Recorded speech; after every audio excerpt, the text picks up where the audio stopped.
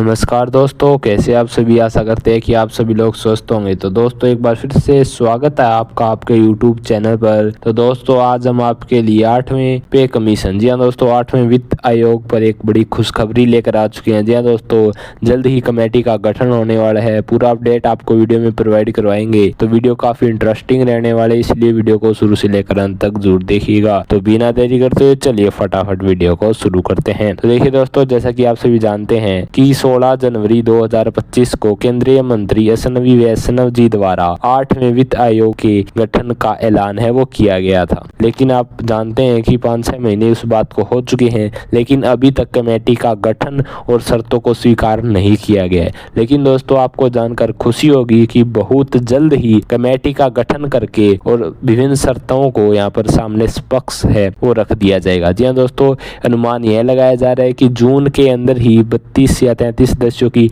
Committee का गठन होगा, जो 8वें वित्त आयोग से जुड़े सभी यहाँ पर मुद्दों पर चर्चा करेगी और लगभग 1 से 1.5 साल के बाद अपनी रिपोर्ट है वो प्रकाशित करेगी। तो दोस्तों मैं आपको बता दूं कि हर 10 साल के अंदर एक नया वित्त आयोग आता है। पिछला वित्त आयोग है वो 2016 के अंदर आया था, यानी कि आना तो 2016 में था 1 जनवरी 2016 को, लेकिन वो लागू 2017 के अंत तक हुआ था।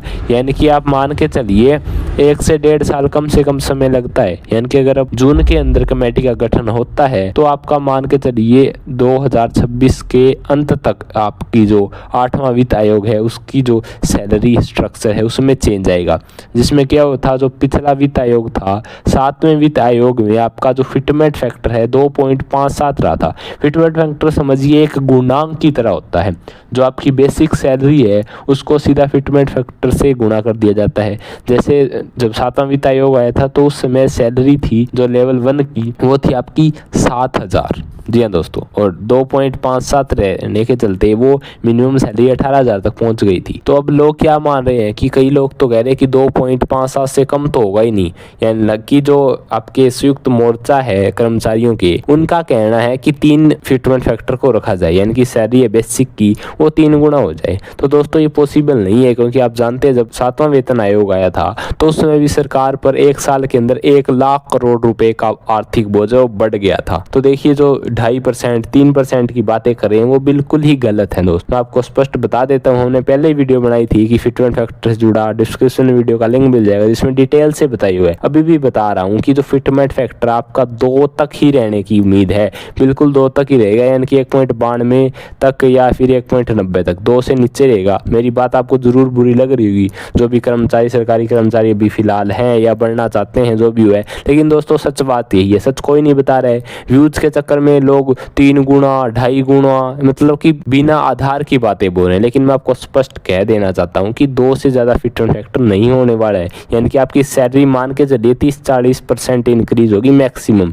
इतना ज्यादा कैसे हो जाएगी? डबल सैलरी होने पर देश के अंदर पहले भी कर्मचारियों के भी 5-6% बजट होता है ना, वो कर्मचारियों की सैलरी में चला जाता है। तो फिर तो 10% हो जाएगा, यानी कि सरकार के ऊपर काफी ज्यादा बोझ बढ़ जाएगा। तो समझदारी वाली बात यही है कि दोस्तों आपका फिटमेंट फैक्टर तो 2 से नीचे रहेगा। और रही बात कमेटी के गठन की, तो बहुत जल्द गठन होने वाली, हालांकि देरी बहुत हो चुकी है। 13 जनवरी को जब ऐलान किया गया है तो लगभग 5-6 महीने बीत चुके हैं। हालांकि अभी भी देखिए गठन, क्योंकि इसमें काफी ज्यादा प्रोसीजर रहता है, आपका रिसर्च बेस होता है, इकोनॉमिक्स होते हैं, बहुत सारे व्यक्ति होते हैं जिस कमेटी के अंदर। तो दोस्तों बहुत ज्यादा रिसर्च, क्योंकि 10 साल के लिए आगे की योजना है, तो इसमें सोच समझ कर ही निर्णय लिया जाता है। सारी मोर्चा की बात कह लीजिए, तो जो ये शर्त रखते हैं उनसे भाई उतनी तो नहीं, यानी कि इनकी शर्त तो 3 है, फिटमेंट फैक्टर 3 होना चाहिए, बट सरकार लगभग 2 तक स्वीकार करेगी। आप मान के चलिए मिनिमम 2 के अराउंड आपकी कम से कम 30-35% सैलरी तो इंक्रीज होगी। जैसे ही गठन होगा हम आपको जरूर अपडेट दे देंगे, और अगर कोई नया अपडेट भी आता है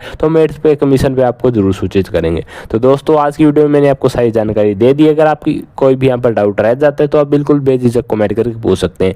बाकी ऐसे तमाम अपडेट के लिए हमारे चैनल को सब्सक्राइब जरूर करें, और वीडियो अच्छा लगा तो लाइक भी करें। और इस वीडियो को ज़्यादा से ज़्यादा अपने दोस्त, रिश्तेदार, जो भी सरकारी कर्मचारी है या फिर बढ़ना चाहते हैं, जितना भी युवा साथी है उनके पास शेयर करें, ताकि उन्हें भी जानकारी, एक प्रकार से आप मोटिवेशन की तरह लीजिए। जो भी सरकारी नौकरी युवा लेना चाहता है, यानी कि अब सैलरी बढ़ेगी तो थोड़ा मोटिवेट होकर आपको ज़्यादा मेहनत करनी है। तो दोस्तों आज की वीडियो में इजाज़त चाहूँगा, मिलते रहे नए इंटरेस्टिंग अपडेट के साथ। तब तक के लिए खुश रहिए, स्वस्थ रहिए।